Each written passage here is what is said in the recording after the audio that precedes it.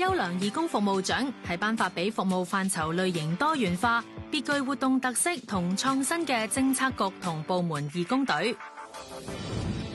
我已經加入咗消防處接近31年，我呢個職位就係消防處嘅福利主任。咁我喺2009年加入消防處義工隊，依家係擔任義工隊嘅副隊長。好啦，咁阿亮咧，當日你麻煩幫我預備一啲工具啦。消防處義工隊嘅隊員咧係嚟自唔同單位嘅。我哋消防處義工隊嘅特色就係動員迅速，能夠喺一啲天災或者緊急事故之後咧，能夠喺短時間裏面召集到幾十位義工協助善後。我哋消防處義工隊嘅服務範疇就包括就係火後服務，因為火災導致佢家園焚毀咗，我哋希望提供一個簡單嘅維修同埋重建俾佢哋。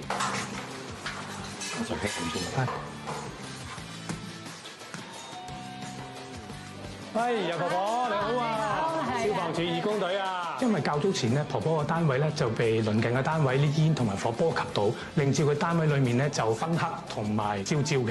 咁啊，跟住我哋義工隊嚟到之後，幫婆婆將一啲灰啊塵啊抹乾淨晒，之後就同佢油咗一陣簡單嘅牆油。今日嚟探婆婆啦，都覺得有啲牆身係剝落嘅，咁我哋一陣間都會用一啲鏟同埋油漆咧，就幫佢修補翻一啲牆身。依家就黑到而家係啦，依家全部翻晒啦。今次我哋嘅火後服務幫唔幫到你啊？幫到啊，因為間屋好黑㗎，就翻舊時咁啊，所以我好開心同埋好感謝你哋咁多位啊，係啊。